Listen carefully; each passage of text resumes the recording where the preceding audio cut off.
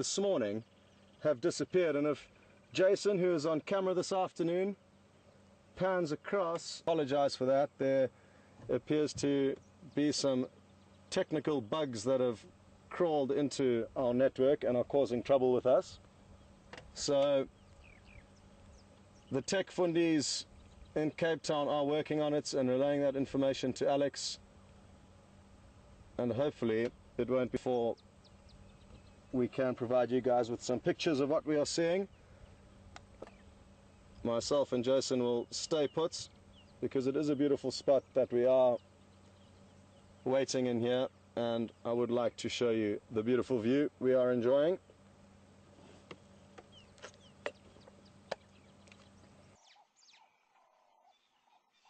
It will be problem free. It does appear that the tech wizards have had a bit of breakthrough as to establishing what the issue was causing the signal breakups. So holding thumbs, we are not going to have any more problems. Now, myself and Jason have not delayed our search or plans this afternoon, and we are in the area where we lost visual of Djuma, a young 2-year-old male leopard who we had a very brief glimpse of this morning.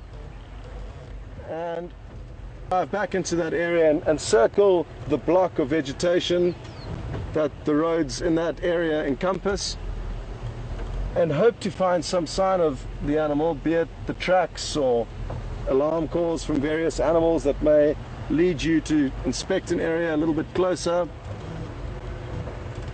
Sadly, so far we've had no signs of him, which is not a problem at all because there are many other interesting animals out here for us to investigate and explore and look for. So we shall continue to do that. It also might be in our interest, if we are in this general area later on this evening, to again loop around and check for any sign of him. He could well have lay up in the riverbed that was very thick after we last had visual of him. The hotter hours of the day. One thing we didn't really manage to look for this morning was elephants, and it's an animal that we haven't seen for a few days now. The herds that were moving through this area a few weeks ago have obviously moved off, and I'm sure we'll be back soon, but for the time being there aren't too many elephants or sign of them. But maybe we'll head into the northeastern corner this afternoon and have a snoop around there. Haven't been there for a while, so that could be why I haven't seen any sign of elephants, simply because I haven't explored a certain area. So we could make our way there slowly and see what we bump into along the way.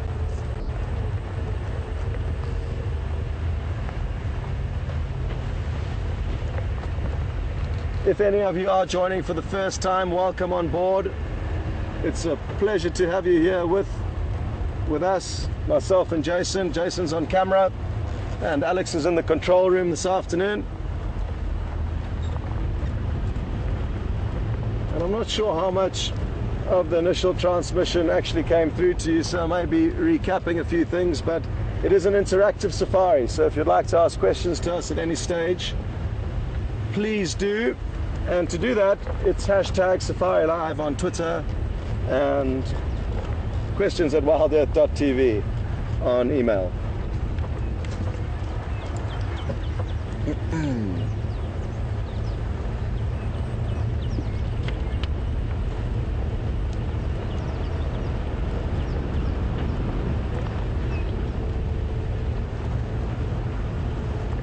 You may notice I have my video camera on the dashboard in a different position. We've been using it mounted behind the vehicle, basically from a high point where the antenna sits, and that way it also gets Jason in some of the videos, which is great, so that he doesn't only have footage of the animals he's filming but also himself in that situation. So we've just mixed it up a little bit today to try and work some different angles. And when I find some time, probably after this project, I'm going to have a lot of fun editing together all of the video footage that has been captured on this little video camera.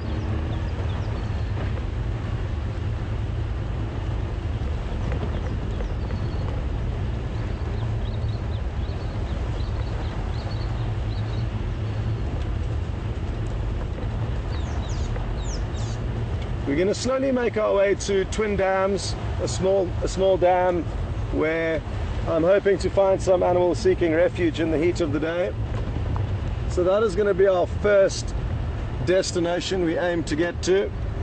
Often we don't end up getting to where we plan to go because we bump into various creatures or scenarios along the way that cause us to divert from the initial plan.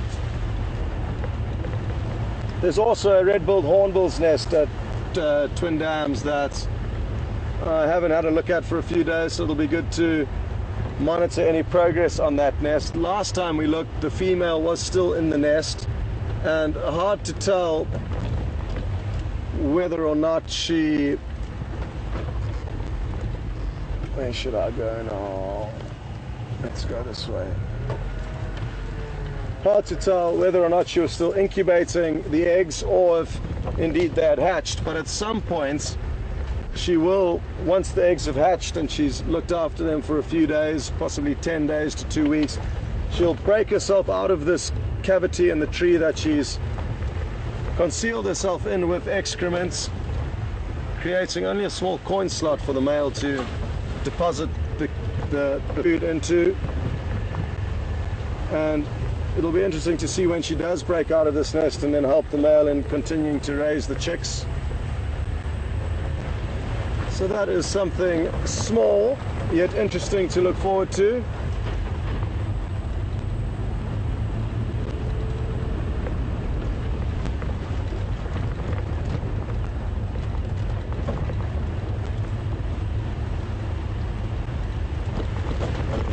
I'm so happy that the clouds that we're building in the south this morning have dissipated, because that is where we can expect to get the wet weather from a lot of the time. And this morning I was a little bit concerned as to what would be happening this afternoon, but thankfully for us we have got another day of dry weather, which after the bout of rains about 5 days ago we are very grateful for.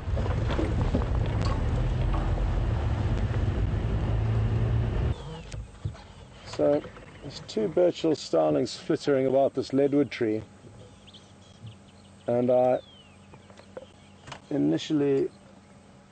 Where are they hiding? Have you got one there, Jason? There's one. I'm battling, okay. Possibly the one on the left is going to be a better option. There we go, you're on the way there. A little bit more. Perfect.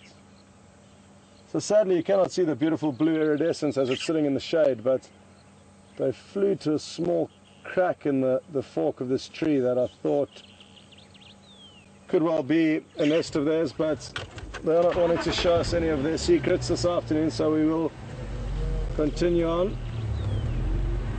We've got a pair of these nesting in also a leadwood stump, funnily enough, so that was a leadwood stump. They are used for structural support beams in a lot of the lodges, as they're very strong wood. And in one of the lodges we have dinner every night at the Manuletti, they're nesting in a leadwood pod there, about a meter off the ground, and we can actually... Oh, look at this.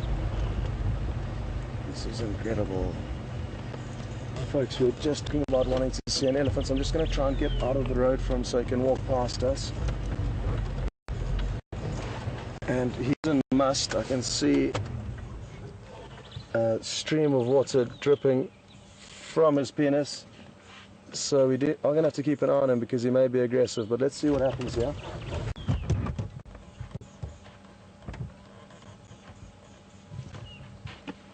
Wonderful. Look at this, folks. A big elephant bull walking past us, and despite being in must, you can see that water dripping between his legs. He is completely relaxed. So the sexually heightened mood that he's in, him to drip from between his legs profusely. Despite this sexually heightened stage that he's in, he is relaxed, which is great, because they can sometimes be charged with testosterone, quite aggressive in these situations. So he has just changed tune a little bit, some time packs now.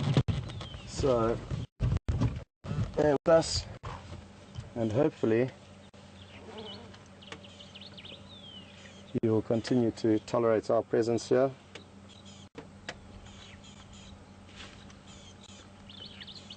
Absolutely wonderful. Look at him throwing this mud over his body. I am going to just give him some space temporarily while he gets used to us. And we can just watch him from the rear throw this mud over his body, creating a protective sheath which will aid in keeping bugs off him.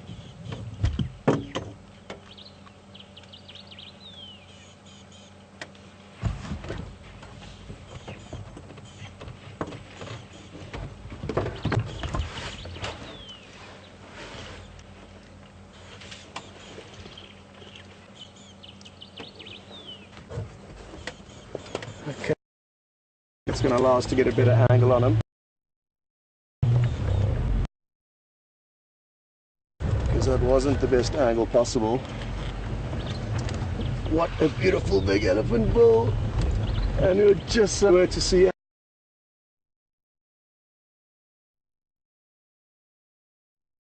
We really have lucked out here now. Let me see, what is going to be the best angle of approach here? Sadly, the sun is going to be on the other side of him, but let's see what we have with a better angle. I just need to be careful. This area looks quite swampy that we're driving through, and with all the rain that we're receiving, we don't want to get stuck. And it's looking like it's all going to work out very, very well for us. My gosh, this is beautiful.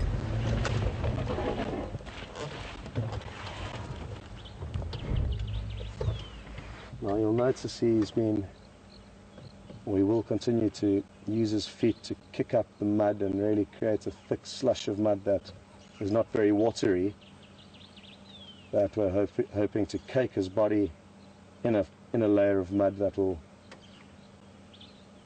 encapsule any ectoparasites that are on his body, and also prevent any new ectoparasites latching onto him. The ones that do get encapsulated in the mud as it dries will then be rubbed off against trees and peeled off. So wonderful. Look at this. We've got another vehicle approaching, so we are going to have to bear that in mind, because it may affect his mood. And this behavior that we can see him now performing, draping his trunk over his tusk, is a very, very good indicator that he is in must. Must is the sexually heightened state that we find him in now, and you can expect elephants to behave worse or more aggressively when they are in the sexually heightened stage.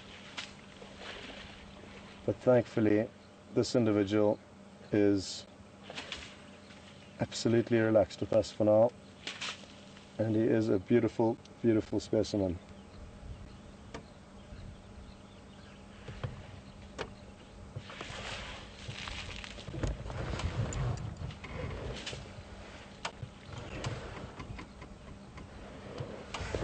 Just going to turn the vehicle around slightly, folks,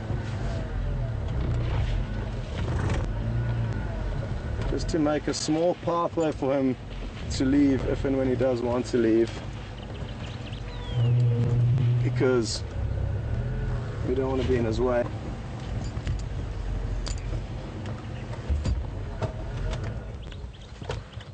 Wonderful, absolutely wonderful.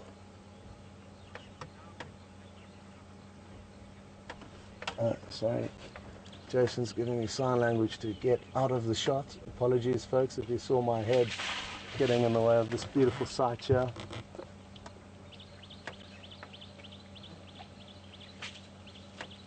A time of plenty and a time of easy living for the elephants is summer. There's lots of mud around due to all the rain. So these moments of grooming and looking after themselves, it becomes easy. There's a lot of food around. You can see how lush and green it is. Well, sadly, you cannot see how profusely he has been dripping from between those back legs, because he's throwing a lot of moisture over his body, but it is incredible how much liquid they give off. Oh wow, look at that. He is giving us a show, folks. Again, he's draping that trunk over his tusk.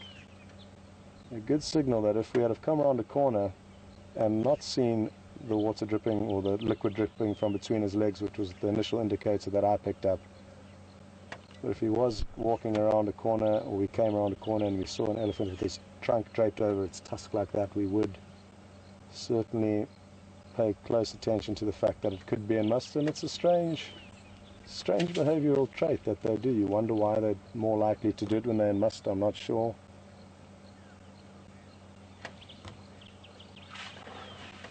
The other good news is that because he is in must, he could be searching for females, so let's hope that he's not far behind a breeding herd of ladies.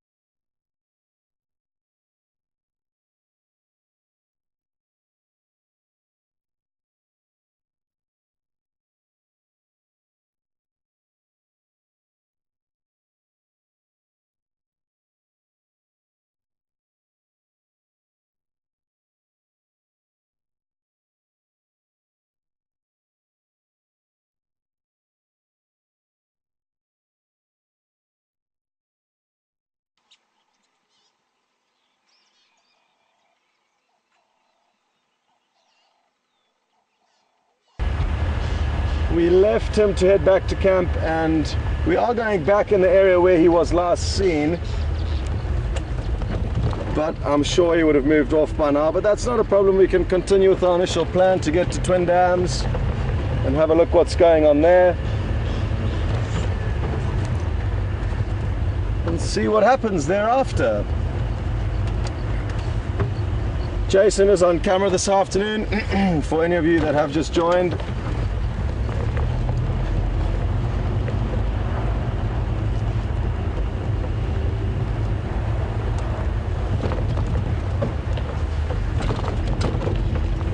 Because it is a very hot afternoon, there is a theory that I believe in and like to employ that hasn't actually come up with anything for us yet, but it has worked for me in the past, and that is to drive through shady riverbeds on hot days like this. You can often find animals seeking refuge.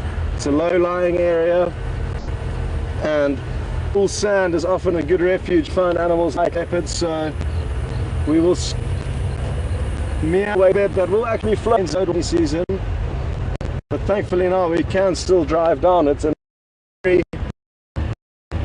getting into an area where that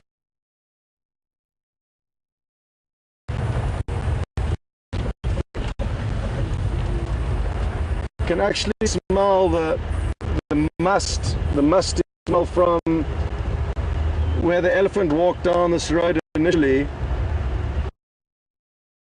and it's been a sheath when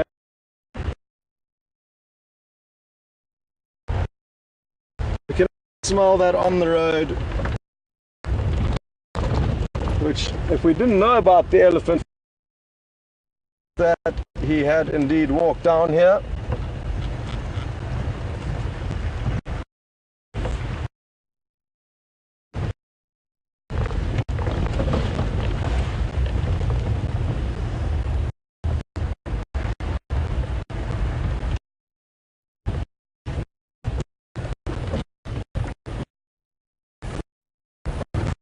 Okay, folks, well, here goes. We are getting.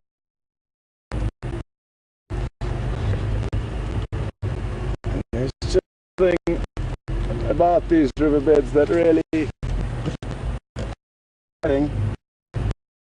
to make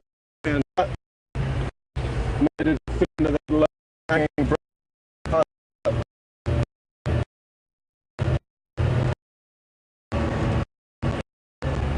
And already can feel much cooler on here. To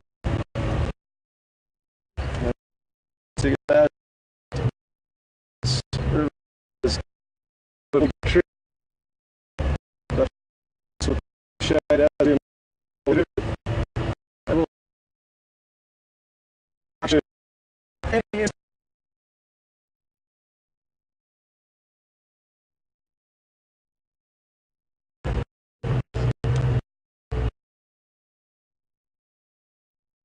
single mate for the section and then it'll again.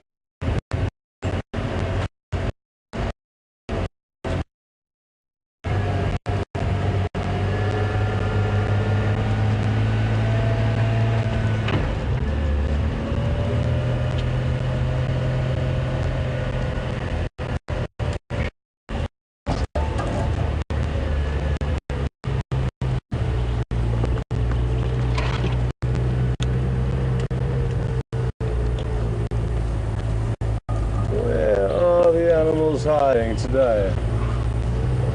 The nice thing about this riverbed is it is a main access route to Twin Dams, like a highway that animals will use to get to the waterhole that we are making our way to. So we will pop out just at Twin Dams shortly.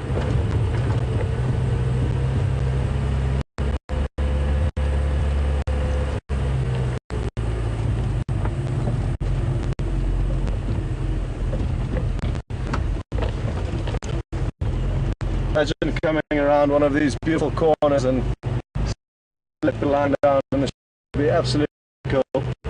There is a chance that it could happen. I would love to know how many leopards have traversed through this riverbed over the years. What would also be nice is to be able to hear some stories from the trees that have seen animals pass through the riverbed. They would be able to provide us with. You can see Jason's doing a great job showing you these trees as we pass by. Sadly, when we fixed the initial issue that we had a little bit earlier, it meant that I would lose the monitor screen, which allows me to see what Jason's filming, which is really, really important for me to be able to understand what it is exactly that you're looking at. But I do not have that this afternoon anymore, so all I can see is a blue screen. I look back over my shoulder and I did see Jason working his magic. And we'll just continue through this last little section of the riverbed and then loop back to the dam. The dam is just on our right hand side now.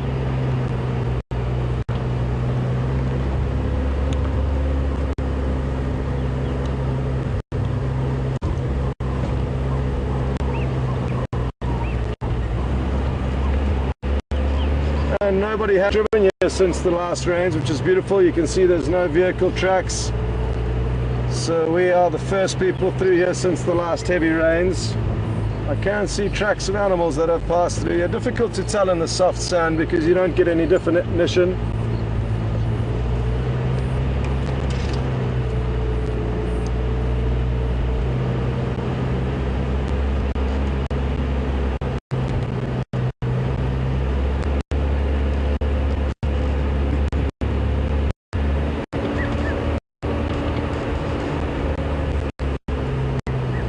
You'll be able to hear a red-chested cuckoo calling out as we continue to drive. Sadly, they hide themselves very well in trees, so difficult for us to spot them, but we do often hear them. I certainly will keep an eye in the tree that he's is calling, and it seems to be ahead of us here. Because wouldn't it be nice to... We're getting closer.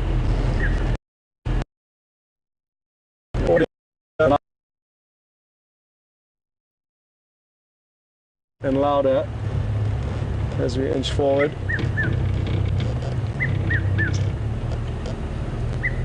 It must be in this large knobthorn ahead of us.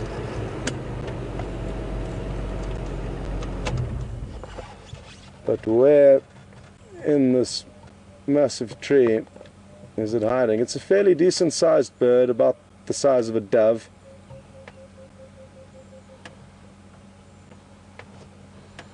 Like I said, they do like to position themselves in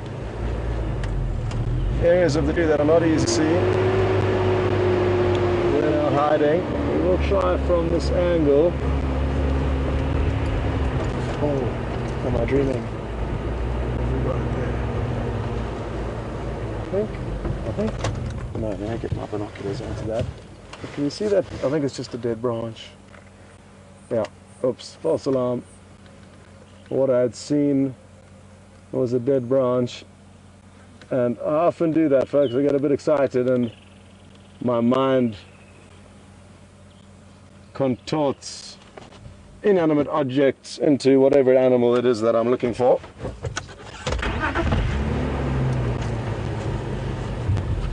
Which has happened again today.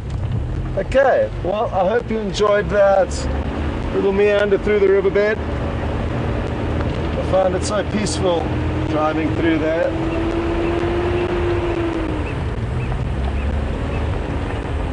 And like I said, we'll now loop back onto Twin Dams and see if it has any visitors this afternoon.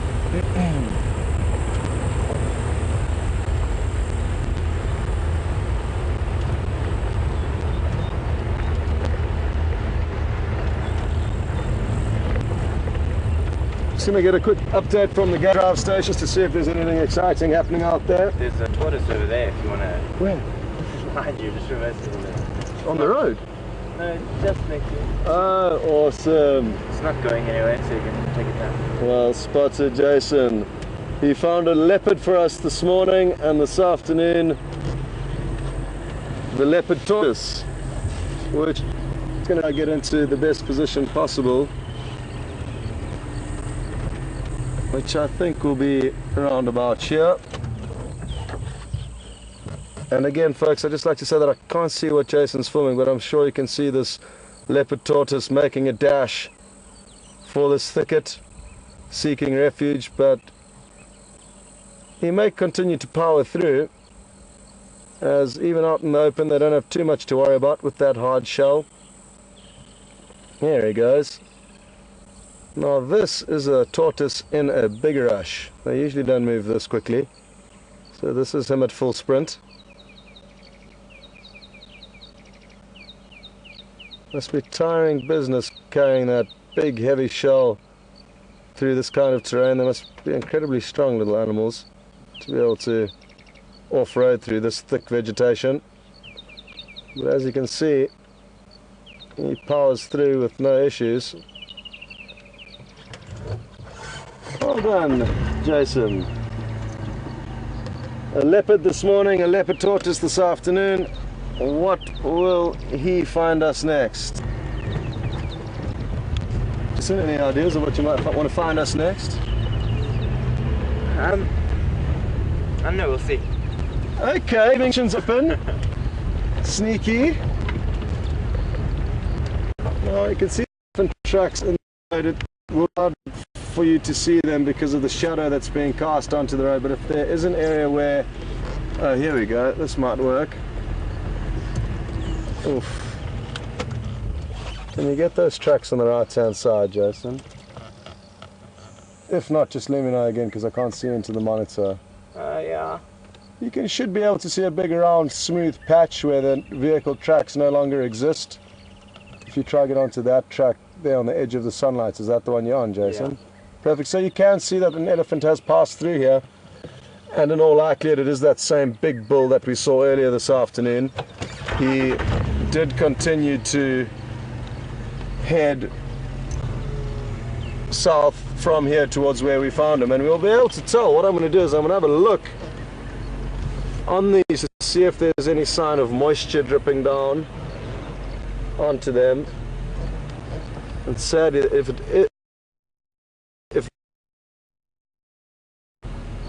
but we should be able to see some moisture droplets from where he has been dripping between his back legs there. They're pretty shots of a bird that we don't...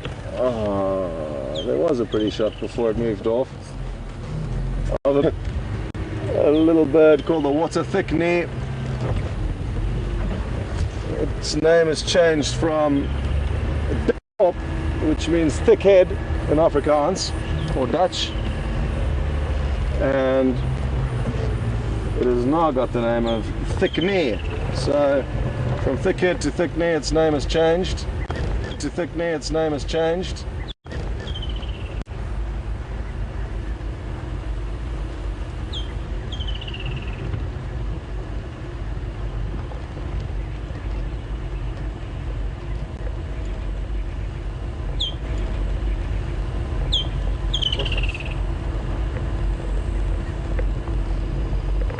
Alex, if you could just go again with the name and where the individual's from, please.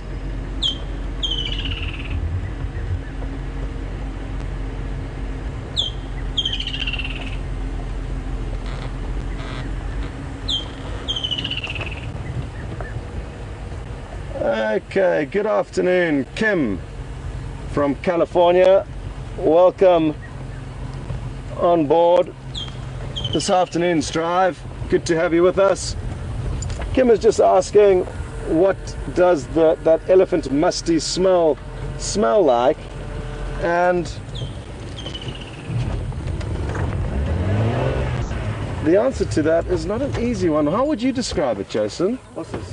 Like horses? Yeah, very much like horses. I guess like a damp horse, like a horse stable. Sweaty horse. A sweaty horse. Exactly, that's a very good way of describing it. So, like Jason has said and helped me to come up with a good way to describe its smell, it smells kind of like a sweaty horse, a very distinctive smell, and I think it's quite a sweet smell. That could potentially be due to the memories I think back to when I do smell it.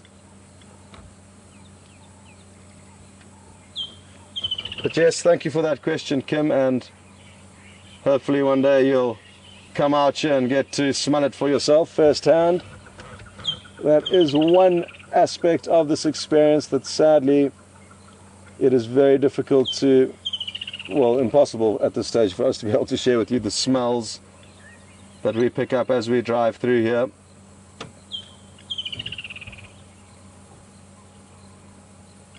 What you filming at the moment, Jason? Just the skyline I see? Just the pretty. Good, the prettiness, good. It is a beautiful spot here at the Twin Dams, but at the moment it appears like nobody is here to visit,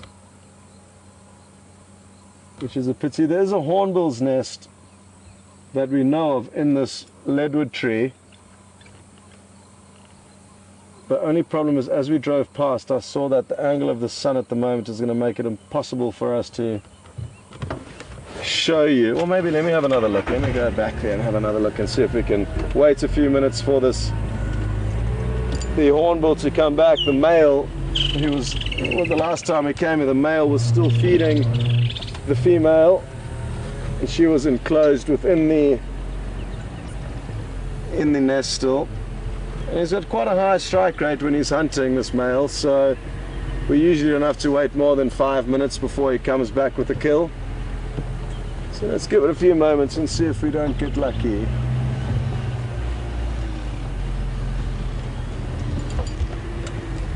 Oh no, this is going to work just fine. Okay. Jason, do you know the gap? Nope. Okay. Can you see the middle branch beyond the main fork? Yep. And there's a little crack in it, and to the right of that crack the wood's very white. Yes.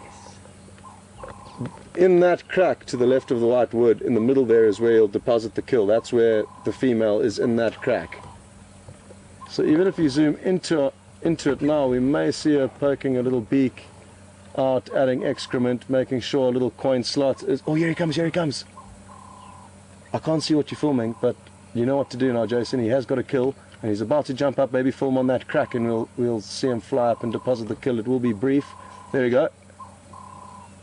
Oh wait, I'm too high. Oh, you're on the wrong crack. Oh no. We'll have to wait a few more minutes. Sorry folks, that was a bit of a letdown. We thought we had the right crack, but we had the wrong one. And the hornbill came back, did exactly what we wanted it to do, but we were filming in the wrong place.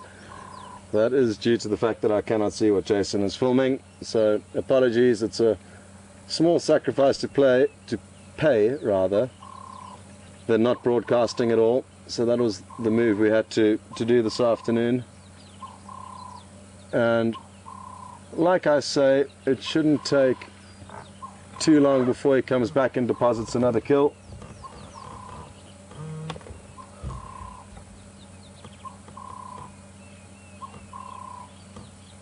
We can hear a Cape turtle dove calling.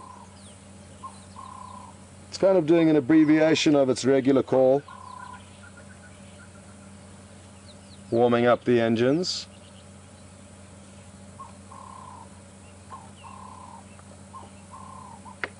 There we go. Now he's doing it properly.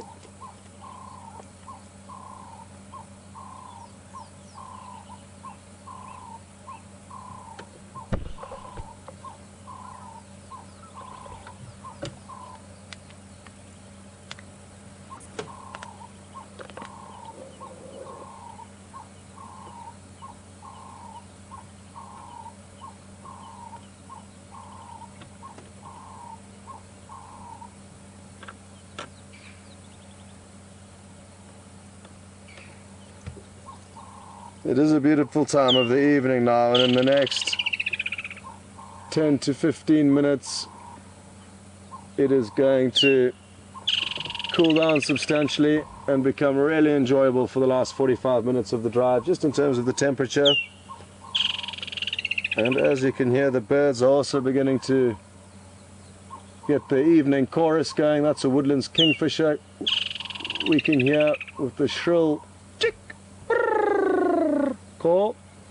There's my impersonation. It's got room for improvement. Jason, would you like to perform a woodlands kingfisher call? Go on then. Chick. Okay. Okay, no, it's quite similar to my technique that I use. You get some people that are incredible at whistling. Peter Pretorius, one of the other presenters, can mimic a scop owl incredibly. I was very jealous when he showed me that little trick of his, and I've been working on it since then. Jason was also working on it for a while, but I gave up because my... Come on then. Not bad. Oh, the hornbill's back, the hornbill's back. Get ready for action, folks. He's about to deposit another kill into a little gap within which a female will be waiting. Wonderful.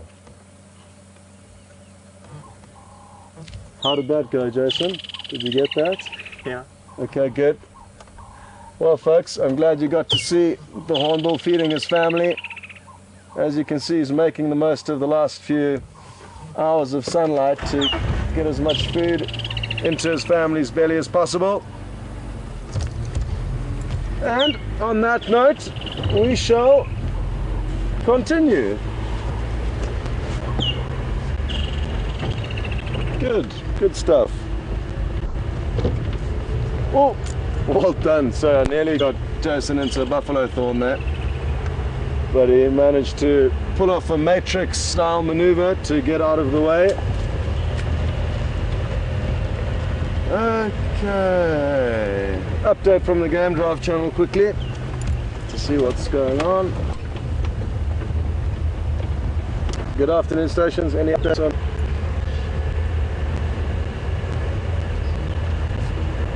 Copy. Thanks very much, Ephraim.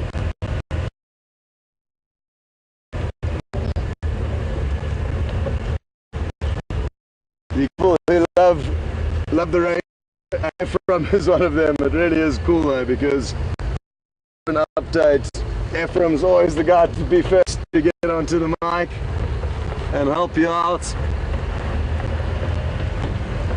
Had a similar colleague at a lodge where I used to work, who is also in the Sabi Sands, but sadly it's difficult for me to get to him even though we are close by. He's on the southern Sabi Sands, which you need to approach from a different gate to the northern Sabi Sands. But hopefully in the coming weeks, before I leave, I'll be able to go across and have a barbecue with them. Or a braai, as we term it here in South Africa, B-R-A-A-I, which all it means is a barbecue. But as South Africans, we take pride in braaiing. It is a big part of our culture and something that we all love. And we're actually having one tonight back at Manyeleti camp.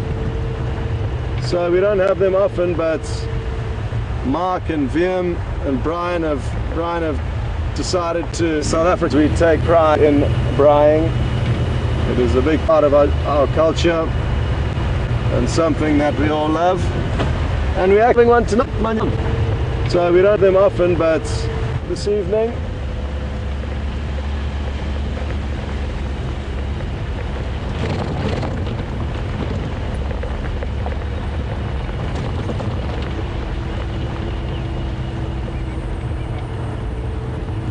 there was a report of the quarantine male and his father, Mvula, also a male leopard, obviously if it's his father, and they were seen on a property just to the east of where we've got access to, but they were quite close to the boundary, so they could well have come back towards our land that we can traverse. So that is one thing that we could bump into in this area. One of many though, and I do talk about leopard a lot and do love viewing them a lot, so there's reason for it, but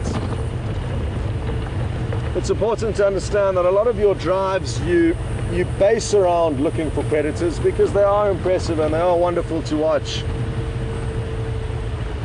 but they're also very difficult to find, so a lot of the time you spend looking for them is actually unsuccessful. But by being in an area where you think you could potentially see them and just enjoying whatever you do see along the way is kind of what ends up happening. So it's not that we're only looking for leopard, we're just putting ourselves in a place where we could hopefully bump into one. And anything else along the way? Here we go. Oh no, I thought it was going to fly in front of us. It was an Egyptian goose. Yes, we have hit the jackpots, I think. I think we found an Egyptian goose nest. Oh yes we have. Come on.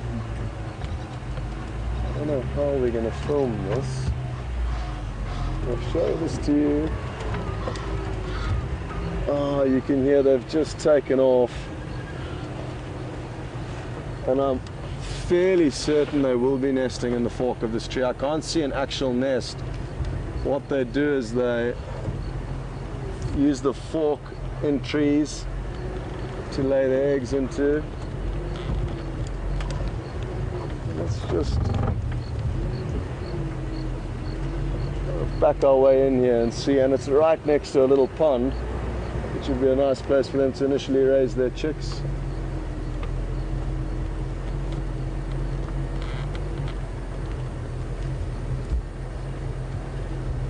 Maybe I was wrong.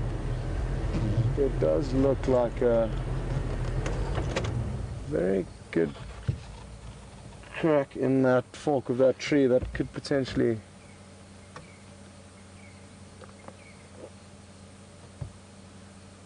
be their nest. Now I've just got my binoculars and I'm scanning for any signs of movement, but can't see anything. But I am fairly certain there was the one that flew in and landed in the tree, and then I could just see the head of the other one poking out, and it was wedged into the fork of this tree.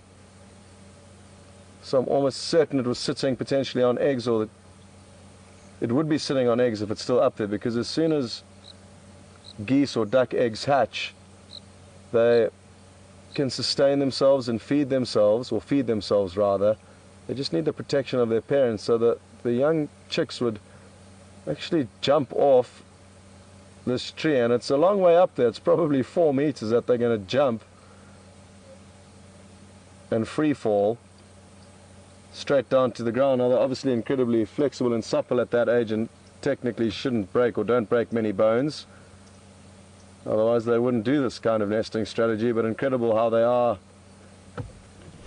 supple enough to withstand a fall from that height, and then, like I say, they can feed themselves from the get-go. So if they were in an environment with no predators, they could survive without their parents from day one,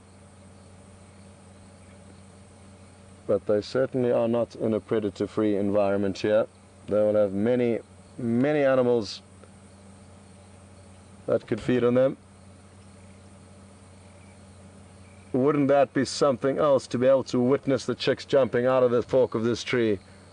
I've only seen it once in a documentary, and it was incredible footage that they did capture on this documentary. Ooh.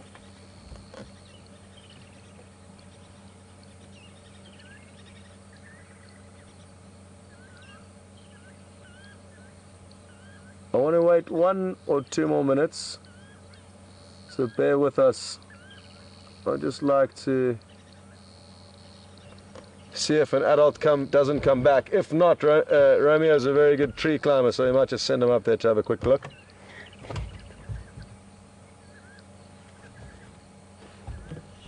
I've said it once and I'll say it again. It was Jason's tree climbing skills that initially actually got him the foot in the door with Wild Earth.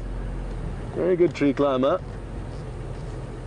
Okay, well, this is something I certainly am going to come back and investigate, because the chance is very small that we will get lucky enough to see the chicks jumping out, but by putting ourselves here as often as we can, we'll obviously increase our chances greatly of seeing that. So, good prospects. Jason, do you agree that that second individual seemed very much wedged in there, or do you think I'm dreaming? He seemed very invested in that little piece of the tree. Yeah, okay, good.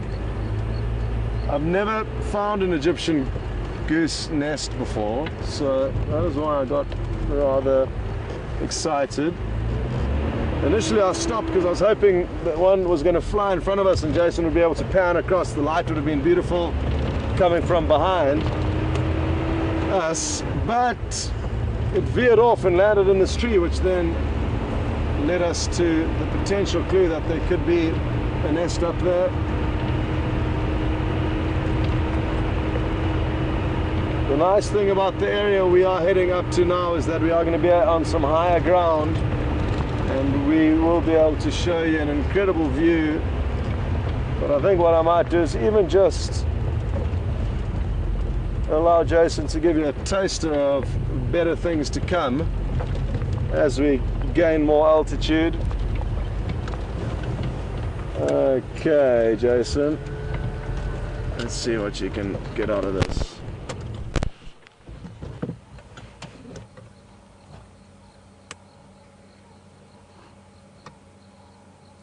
So we are looking out to the west. As you can see, the sun is setting slowly, and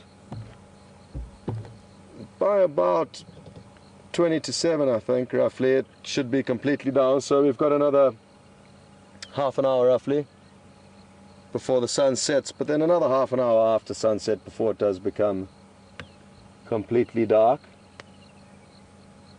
Tonight, however, it won't become completely dark, because we had a full moon last night, and I think we're going to expect a lot more brightness from the moon tonight as well. I'm not sure if it was completely full last night or tonight, but I'm sure the moon will be up again tonight. And out here, the moonlight is incredible. With no pollution in the sky, it illuminates the landscape so well that you can drive around without lights on. And actually last night when we drove back from the campfire chat, we didn't have any lights on the car, and it really is a magical feeling to be driving around in the middle of the night with no lights on. Again, I can't see what Jason's showing you exactly, but I'm sure he's doing a great job at it, and as soon as he's had his full here, he can just let me know and we shall continue. Let's see if he's done. Good. Thank you, Jason. Thank you. So, a beautiful, beautiful afternoon here in the low veldt of South Africa. We're in the northeastern corner of South Africa, very close to Mozambique. That would be our closest bordering country, but then further north from here we have Zimbabwe, which also borders the Kruger National Park in the northernmost tip.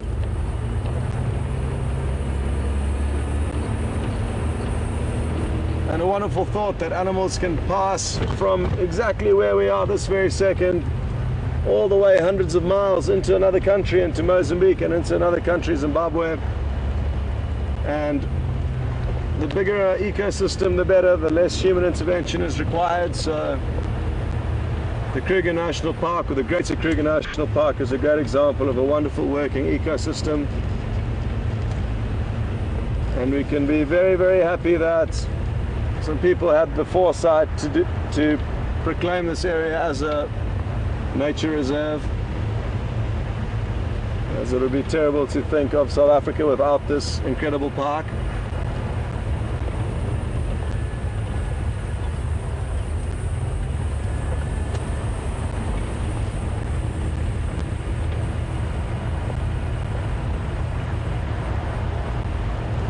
Jason, are you drinking enough water? Yep. Good. Are you? Nope, I haven't been. I need to do some catching up.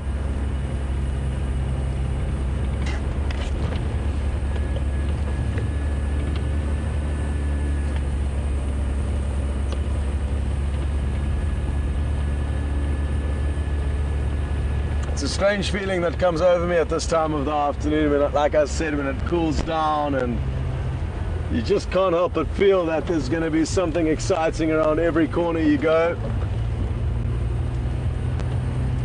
Because it really is just such a relief after the intense heat of the day to have this cool evening.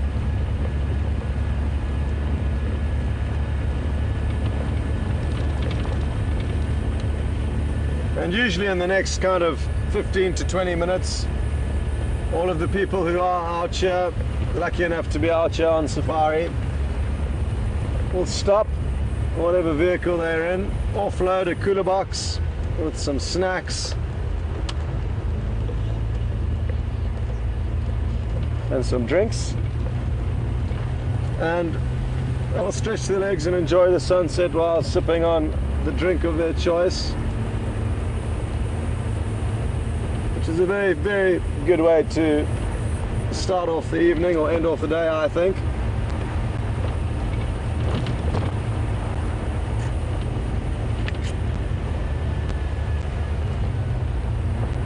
And the same is done on the morning drives, except usually tea or coffee is drunk in the early hours of the morning, whereas evenings, beers, wine and gin and tonic are more popular.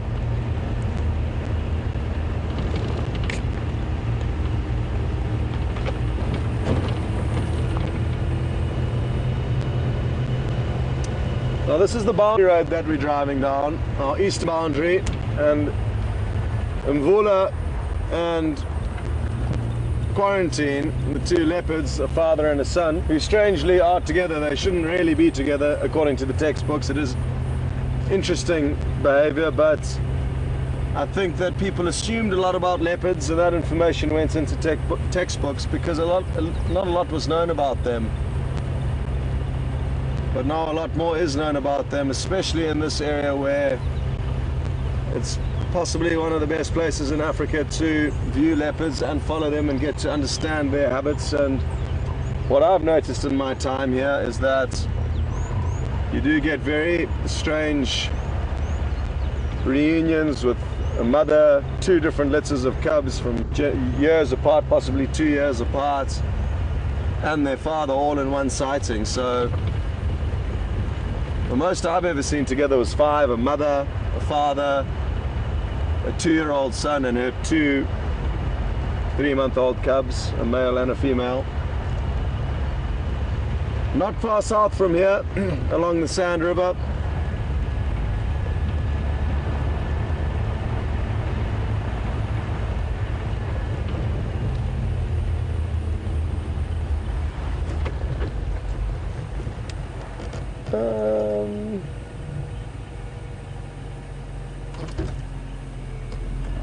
Okay, we shall go this way.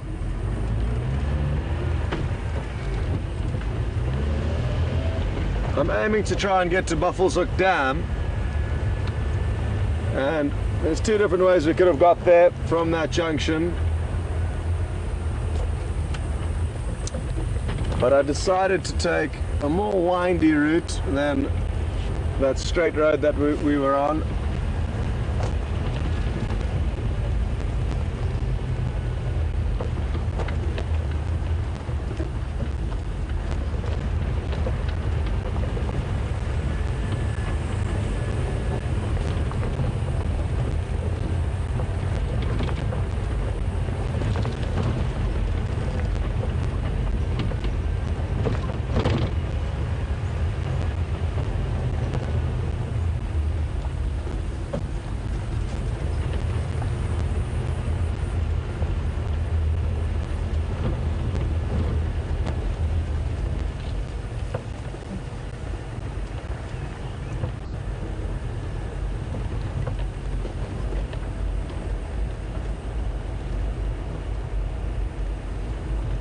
Just got a question through from Happy Cub in Pennsylvania.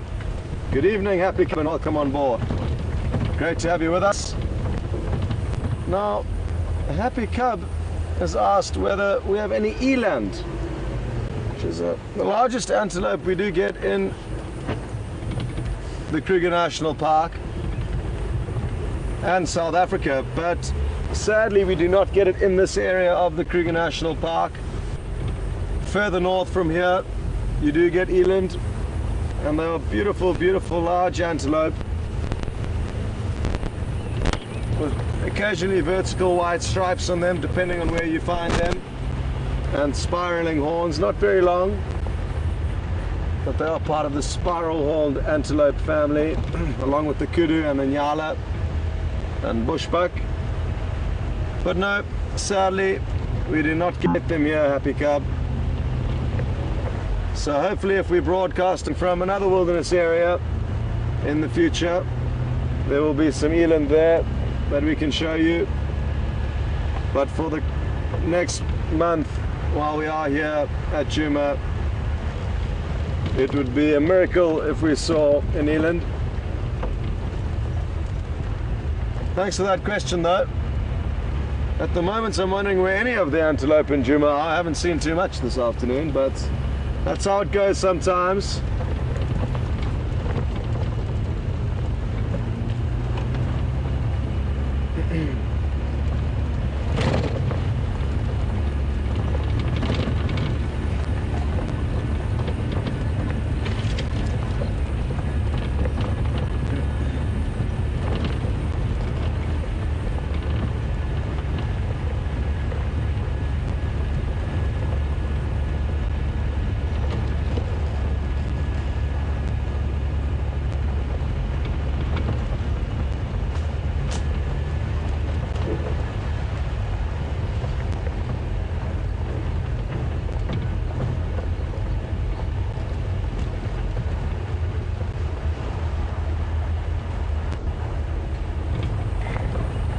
We're getting some interesting questions coming through this afternoon, but because we're not looking at any animals, I think it's perfectly okay to talk about wine. So we've got a question through on Twitter from Susan. Afternoon, Susan, and welcome on board.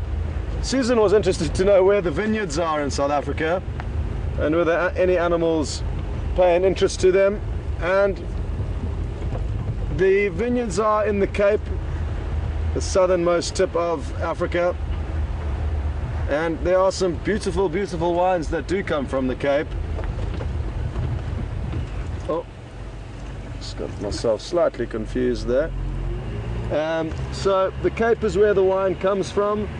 There's a few small pockets of valleys valleys that allow for good wine growing, and in these valleys and mountains you do find leopard. So I saw a photograph taken on a camera trap that was put up in a wine farm of a leopard walking down one of their vineyards, which was really beautiful. Sadly though, those leopard are persecuted by farmers. There's a lot of sheep farming also in that area, so the leopard do cause a lot of trouble with the farmers. And something that's important to understand in the farmers' defense is that the leopard don't take, you know, the occasional sheep. When they come in, they could kill 15 or 20 sheep in a night. And the term cats like to play is, well, that's not actually an official term. I don't know exactly where I was going with that, so forget I ever said that. But just like domestic cats, they'll play with animals when they kill them. And oh wow, will they be mating? 2 hingeback tortoises just in the middle of the road in front of us, and I'm sure it's the male hot in pursuit of a female. How cool is this? Oh, it looks like now the male has decided to abandon his female, or not. It looked like he thought he would do a runner, but now he's looking back at her. The male's the one on the left, I'm assuming, because he was behind the one in the front. And how it works in the tortoise world is that the male follows the female around when he would like to mate with her.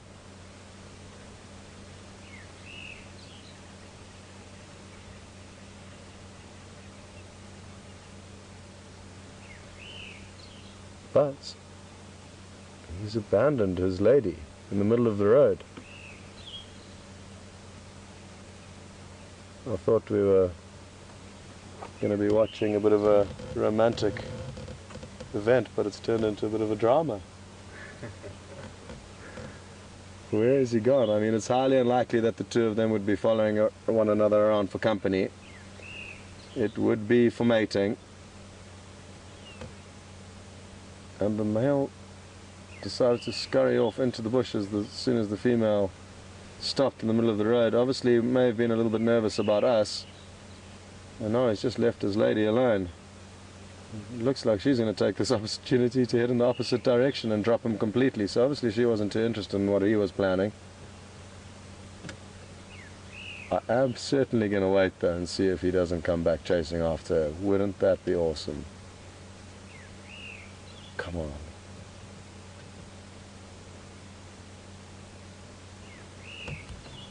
Sadly, we cannot see either of them at the moment. But what we do know is that there's a male who's very interested in a certain female, and they have temporarily been split up. The female has subsequently headed in the opposite direction, which kind of makes us think that she's not too interested in him. And it'll be wonderful if we just saw him running back across the road to try and reunite.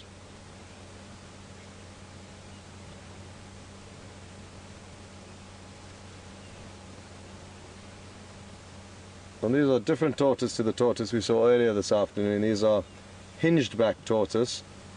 Not nearly as pretty as the leopard tortoise in terms of their design in the shell. Oh, there goes the female down the road now. She's making a run up. You owe us one, lady. We helped shrug that guy off your back. She's opening up now down the highway, away from him. And I'll just wait another 30 seconds to see if he doesn't decide to keep trailing her.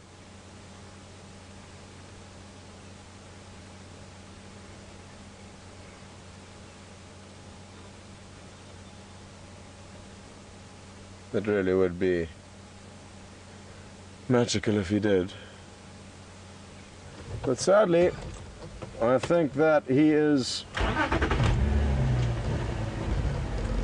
more scared of us than he is interested in being with her. I will make sure not to run her over, and thankfully she's just going to lie down on the road as we pass.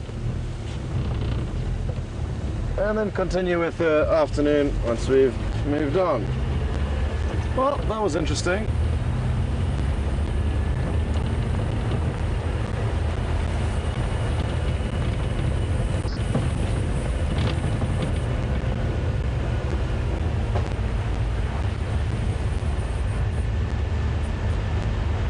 So as I was saying before we bumped into the tortoise, I was letting you know about a leopard being captured on a camera trap on a wine farm, just walking through the vineyards in the Cape. And then, yeah, sadly the leopard in the Cape are persecuted by farmers, but there is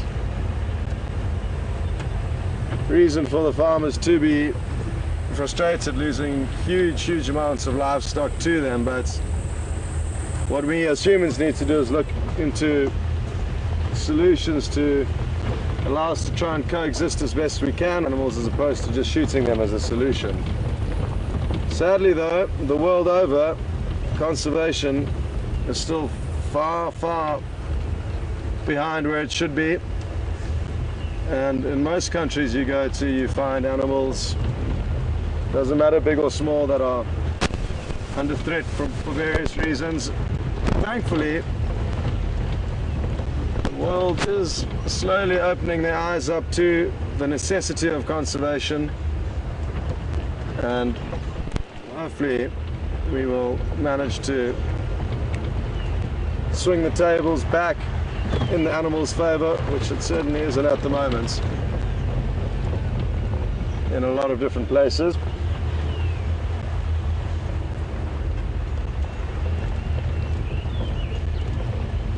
Other than that, baboons you get in the Cape, a few antelope, but I haven't spent enough time on wine farms, and like most commercial farms, not too many wild animals live there.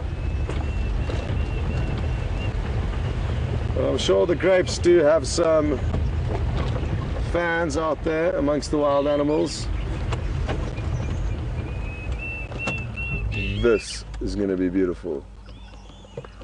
There's a Deirdre's cuckoo calling at the top of this tree in the golden sunlight, and we should hopefully be able to pick up a beautiful emerald green. How's it looking there, Romeo? Are you tight enough in? I think you're good. Are we getting emerald green? Getting emerald green. Beautiful. Now, can you reverse the centimeter?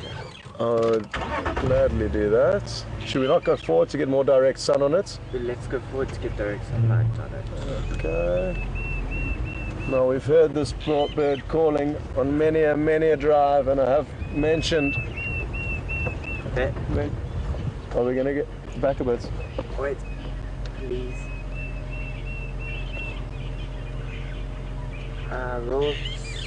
Don't move a muscle. Okay, backwards a little bit. It's tiny. There we go. Okay, well this is a beautiful Deirdre's cuckoo. And like I said, it's a bird that we've heard calling on many an occasion, but I've never been able to show you. And this view that we have right here is spectacular.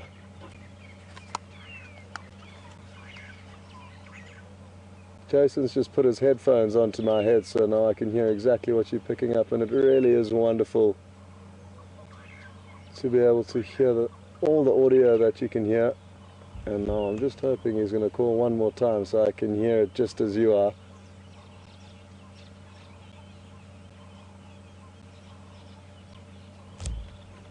But in the meantime, I'm just going to enjoy the view through... Oh, that was magical.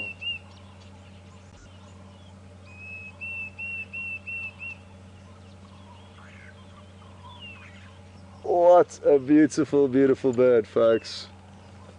Now that was a good sighting. Be it that you're a birder or be it that you're not, that is a beautiful animal in beautiful golden afternoon sunlight singing to us. So that was a great success. Good. Good, good, good. Oh. Should we do this silhouette as well, Jason? It's a uniquely shaped bird. Oh, there. And this is the go-away bird, the grey go-away bird. You probably won't be able to see too much colour, but what you will be able to see is their little crest on their head, long tail. He's doing a wonderful job fanning out for us now as he cleans himself, or herself, I'm not sure the sex of this individual. It's very difficult to tell, or impossible for me to tell. The males and females look identical. Is the silhouette any good, Jason? It's pretty awesome. Good.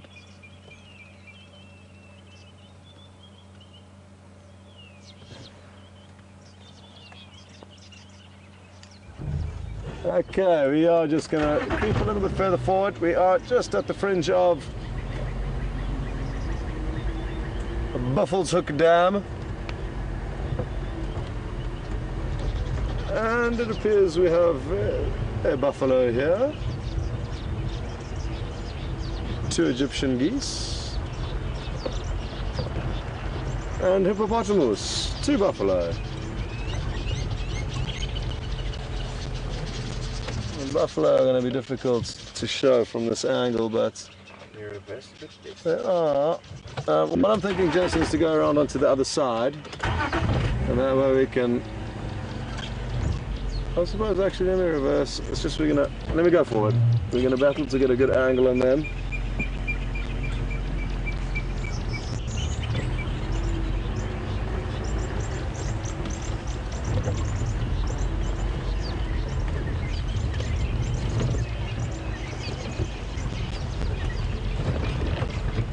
Now, if I'm not mistaken, the Deirdre's cuckoo, the bird we just looked at, does parasitize weavers, so it lays its eggs in weavers' nests. And there's 2 different species. There's the red-billed buffalo weaver, as well as village weavers that are nesting in a tree that we just passed underneath here at Buffalo's Hook Dam. So I wonder if it, and obviously it was very close to where we are now. So you wonder if it's managed to deposit any of its eggs into the weaver's nests. Top right of the screen. What can you see on the top right of the screen? Just the nest. Oh, in the top right of the screen. Okay, thank you very much, Jason, for showing that along with the buffalo. Yeah. Along with the buffalo to the viewers. And they really are incredible animals, these Cape buffalo. Every time I see them, I have a newfound respect from the way they can stare at you with so much attitude. So they always remind you that they are certainly a formidable animal out here, and especially one that you don't want to encounter when you are on a walking safari.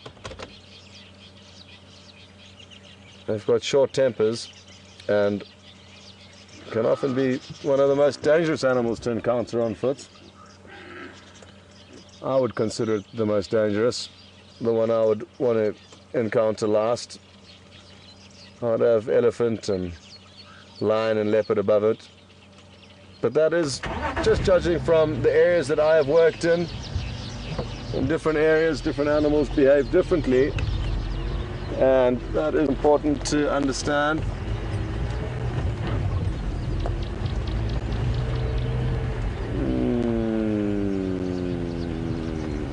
Yes, we shall go this way.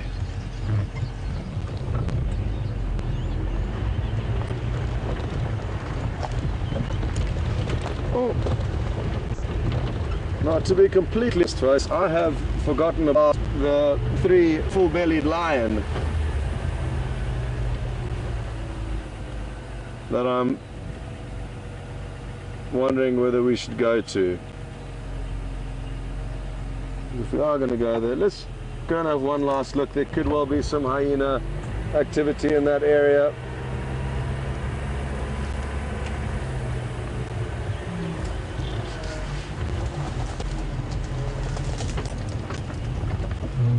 So we will make our way there. We are quite far away. We're kind of on the other end of the property now. But we can get there with enough time to have a look at what's going on. The lion, I'm guessing, are not going to be hugely entertaining.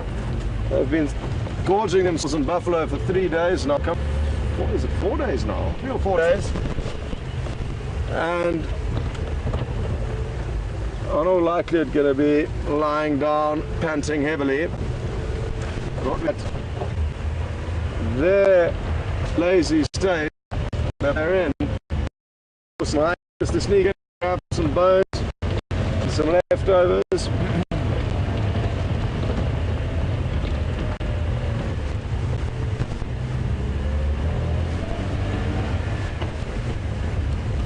Okay.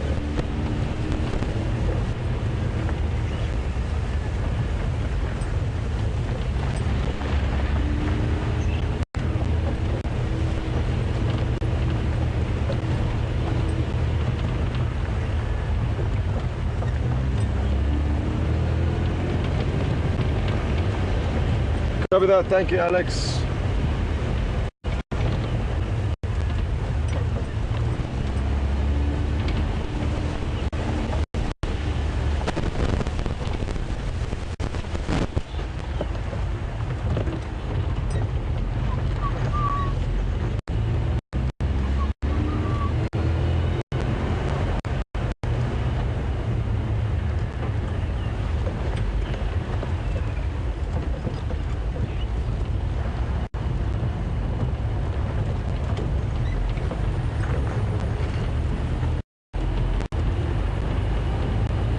The nice thing about the road we're going to drive down now, which will take us towards the line, is that we should be able to monitor the sunset from here and show you a few glimpses along the way. Woo, it is looking good at the moment. So I'm hoping to find a little gap in the foliage and then get Jason to give you a little update as to what's going on to the west of us. Is that good? I think we should definitely bank this view. It may be the best one for the next few minutes. But incredible colors coming out from behind those clouds. And the cloud formations are quite spectacular this evening.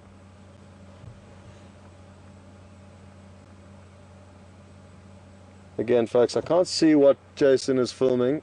I've got no doubt that it's beautiful and he's doing a great job, but I'll just wait for him to let me know when he thinks he has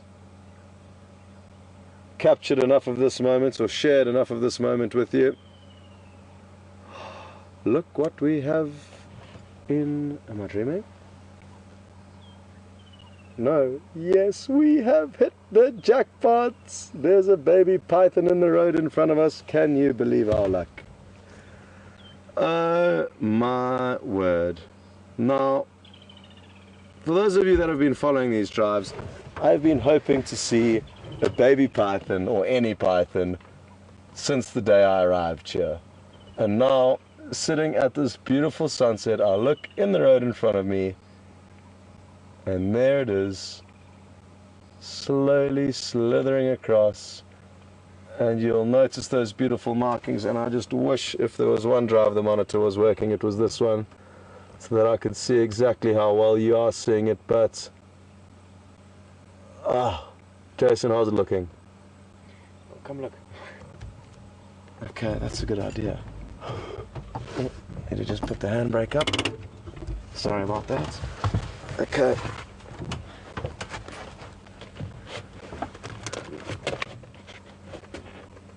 Oh, beautiful. Absolutely beautiful. Can you go in tight and then do a pan down them? That's all we got, I think. That's all we got. If you go closer. Okay, let me know how much closer I can get without the bonnet getting in the way. What is interesting to see how it's moving, folks, is that pythons and adders move in a caterpillar-like motion. So it's pulling himself across the road with its rib cage, as opposed to other snakes that typically travel in a serpentine slithering motion, pushing themselves from side to side. Pythons will use the slithering motion when they're in a rush, but when they typically move, they use this incredible caterpillar-like motion that we can see here.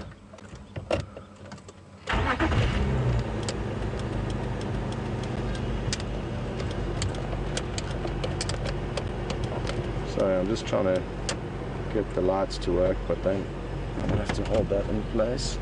Just let me know how much further I can go, Jason. Yeah.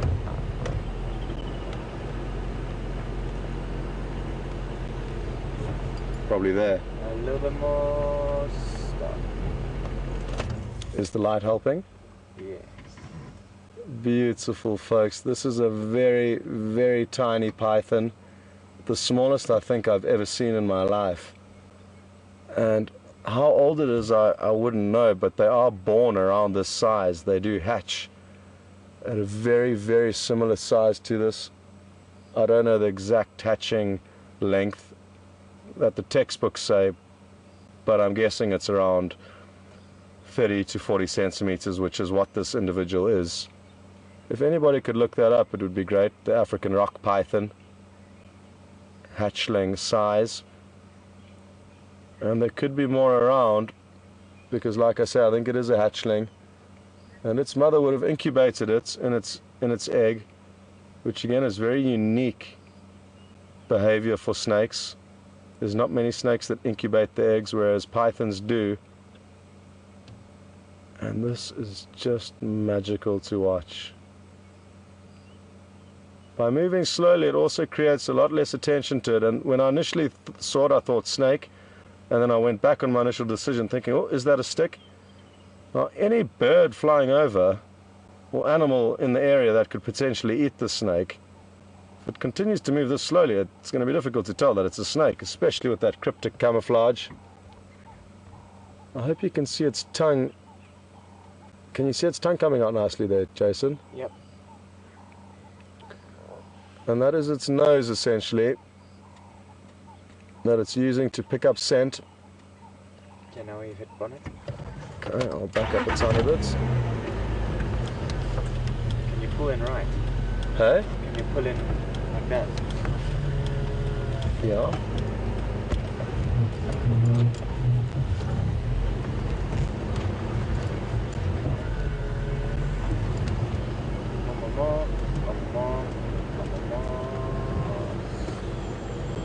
More? More. Stop. Thank you.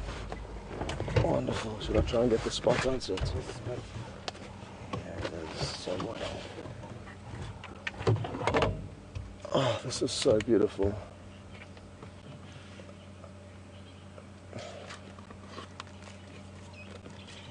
I'm going to rather use my torch. I can make a lot bigger beam. How's that? Awesome.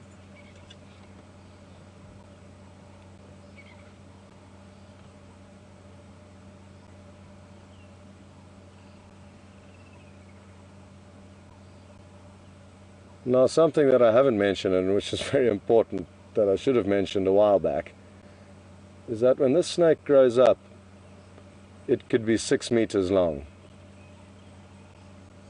So, imagine your standard size door, entrance to any door into a house is about 2 meters. 3 of those door lengths long is what this little snake could one day turn into. A snake big enough to catch and consume fully grown male impala, horns and all. So this, what we're looking at here, is a very, very formidable predator. Even now, from when it's born, it will be able to feed itself.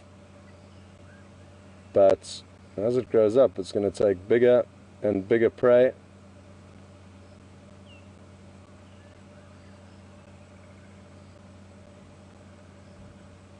And I'm just so happy we've got to see such an incredible sighting of this beautiful animal, because they can often, and do often, move away from us sooner than we can spot them. So we often see their tracks in the ground, or very, very fleeting glimpses of them. So to have a sighting of this quality out in the open where you can really appreciate its beauty is something that we should all be grateful for.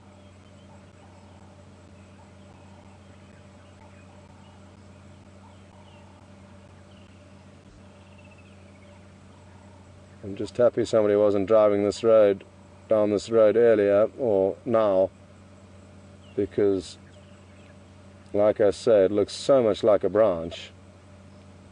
It would be easy to run over. I'm going to try and shine my torch and look through my binoculars at the same time, so if the torch shining goes off a bit, I apologize.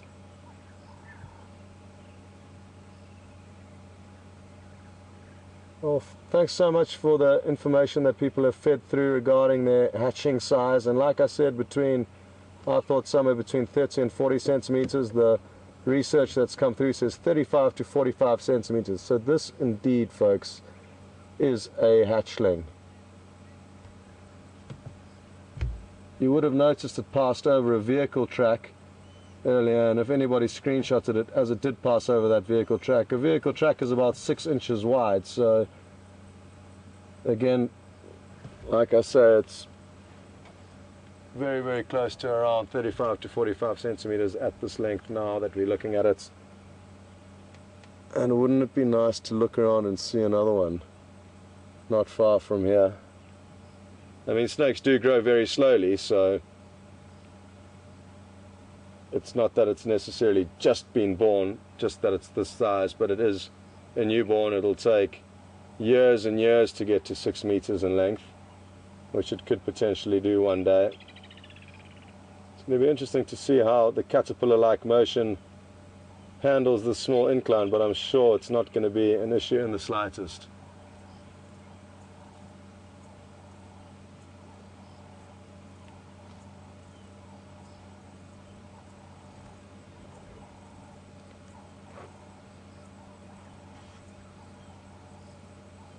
Just got a question through from Holly. Good evening, Holly. Welcome on board. Holly's asking what kind of prey a small python like this would eat. And they'll be highly opportunistic, from small birds landing in the grass to small rodents. I'm sure even insects will form a large part of a young snake's prey. Insects like grasshoppers and moths. Frogs, definitely. How could I forget frogs? Lizards, chameleons. What else can you think of, Jason, that's small enough here and tasty enough for a beautiful snake like this? Did you say mouse? I did say rodents, covered mouse in the rodents category. So yeah, a wide variety of prey items, and that is similar to most predators, folks. They are highly opportunistic animals, and they cannot afford to be too fussy, your general predators. Can you still see it through the grass there? Yeah. Oh, that was magic. It really, really was magical, folks, and I can't describe how happy I am to have seen that animal. I was expecting to see a much larger one, but happy nonetheless to have seen one, and to see the smallest one in my life is just as special as seeing a big one, I guess, if not more special. So I'm glad all of you got to see that, and I hope you enjoyed it. I know there are a lot of snake lovers that have been hoping for a good snake sighting, and we have finally been spoiled. Whew. I'm happy with that. We have one last look before we go. Oh, can you see it still?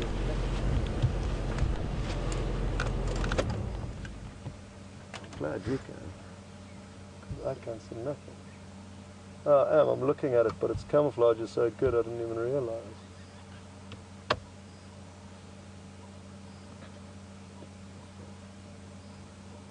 Oh, that's awesome. Let's see if I can get my torch back on there for you.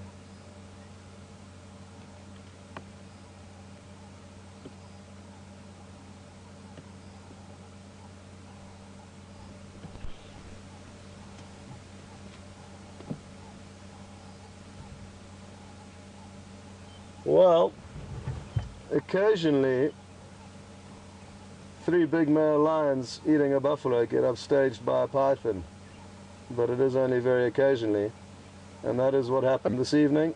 We were on our way to go and look at one of the largest, best known carnivores in this area, but we bumped into a hatchling of a less well-known but also very large predator from this area, the African rock python, and just enjoying every last moment we can with it, because I would be very, very surprised if we saw another sighting of this quality of any python, big or small, in the coming weeks. Good. Well, Jason, I hope you enjoyed that as much as I did. Very much. And now we shall continue on. I wonder where its nest was, how close by it was, where its closest sibling is, and more importantly, where its mother is. They often use old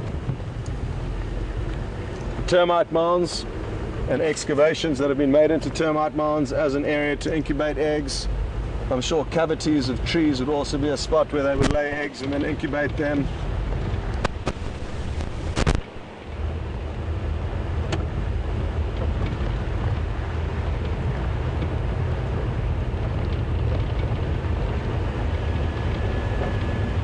So sadly for the lion and any of you that were hoping to see them this evening, we are too far away to make it there now, so we are just gonna take our time and slowly make our way in the general direction of final control. We still are quite far from there, so we'll see what happens along the way.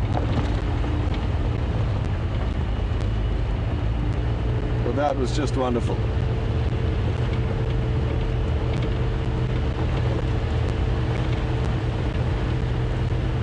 So nice to see that caterpillar-like motion. I mean, it's incredible. If you weren't watching it closely, you wouldn't even realize it's moving. Slowly inching forward, using those ribs to pull it along.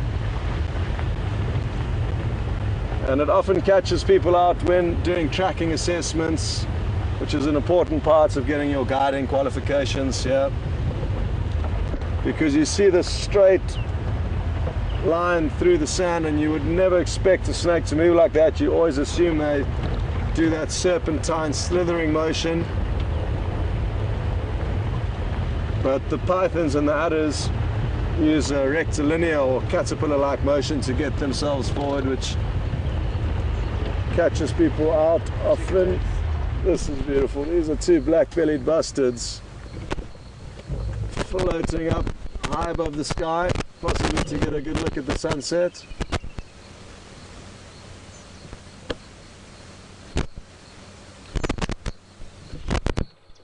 They often do, when they're coming down to land, they almost put out their flaps and parachute down, but they seem like they are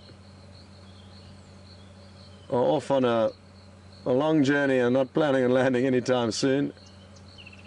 Wouldn't it be nice to know where they're going? What I know for certain is that being up where they are now, looking down towards the west where the sun is setting, would be an sensational view.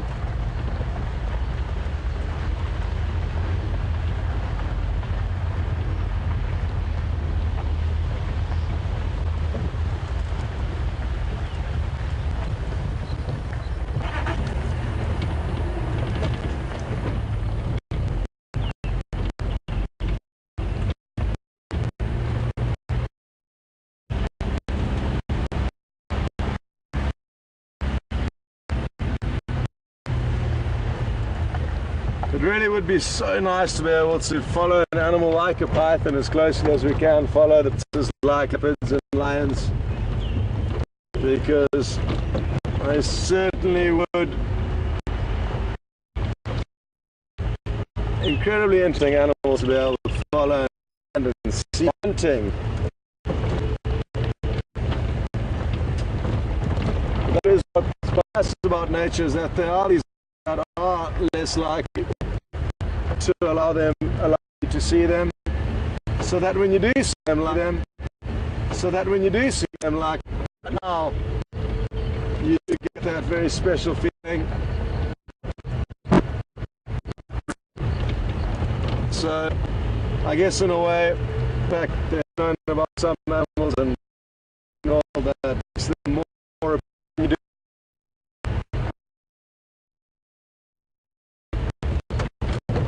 One thing I should have mentioned about the pythons, folks, sorry, there's a lot of information that I should have poured out there that I didn't, but something important to remember about the python is that it's a constrictor, so it constricts prey and suffocates its prey, as opposed to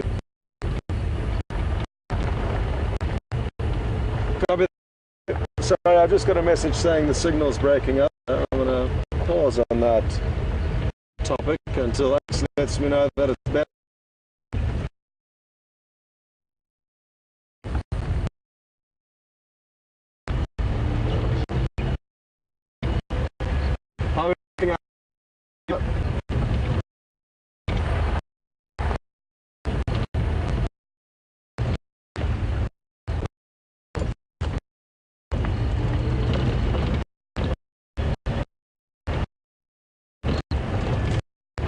Alex, hello.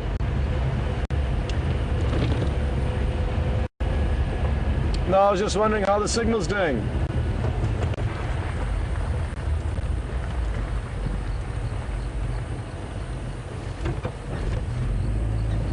Okay, wonderful. Well, as I was saying, the pythons are constrictors, so they're not venomous at all. They've actually got teeth which latch onto their prey and then coil around them to suffocate them. So not at all of any risk to humans. Well, I'd say maybe adults is a safer word, because if a big python was to come across a little kid, it certainly would be able to eat it, but I haven't heard of any confirmed stories of pythons eating humans. But they are not venomous, which is something to help those of you who are petrified of snakes get over the fact that there are some relatively peaceful snakes out there.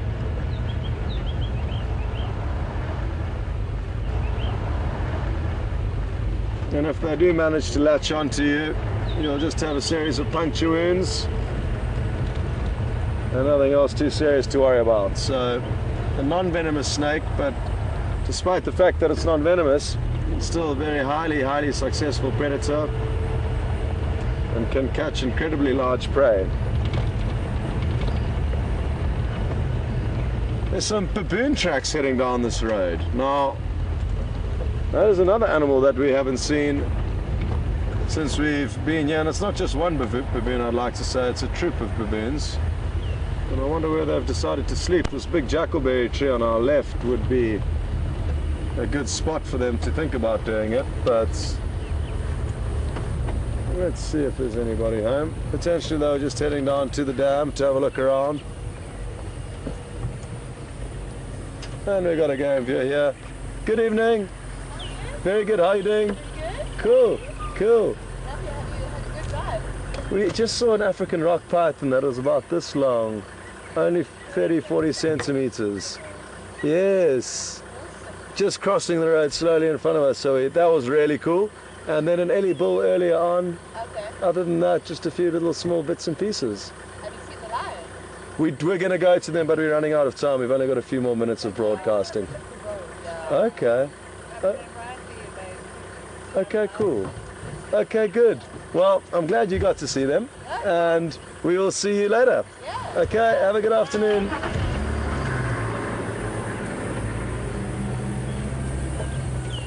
Just chatting with another vehicle of safari goers there. It's important for us to bond with the fellow people in this rather remote life that we live. And I'd actually never met those people, but I think they could well be the owner of Djuma's friends or family.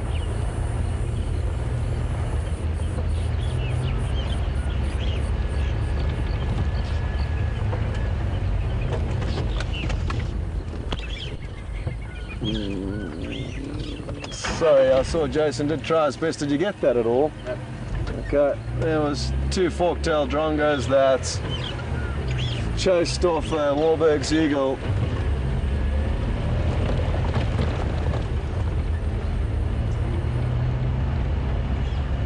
Well folks, there's just a few minutes left, so we're going to start winding things down slowly, and I'd just like to say a very big thank you to you for joining us this afternoon, myself and Jason and Alex in control. It's been a little bit frustrating, and I'm sorry about the technical issues we did face earlier, but thankfully they have appeared to be solved for now, so that's good news. And you can expect Mark and either VM or Brian on camera tomorrow, and the mechanic is working on Giga, so hopefully he will work his magic as soon as possible and have that vehicle up and running for us in no time. But it is out of our hands, and it is in the hands of the professionals now. So hopefully sooner than later we'll be back up to 2 vehicles. Let's go right, driver. Okay, cool. Jason's got a feeling. I like where his head's at. So yes folks, that's an update on Giga, and just to let you know who will be conducting the drives tomorrow. It'll be Mark. I'm not sure which cameraman exactly yet, but a big thank you from myself and Jason. I really hope you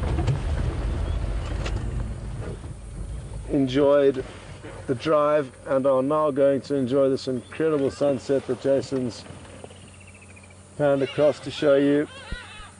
We can hear a hardy-da ibis calling in the background, and this is, I'm sure, a wonderful shot. So I'm actually gonna jump out and try and get a view of the monitor. Oh, wonderful. So folks, well, I hope you're enjoying that beautiful view for the next few minutes. But from myself and Jason, a big thank you again, and I really hope you enjoyed the python sighting, because like I say, I doubt that will happen again, and to be able to see it with in such a beautiful open environment like that, we could really get an idea of how pretty their coating is. So I hope you enjoyed that, and from myself and Jason, and a beautiful sunset here in South Africa, until next time, goodbye.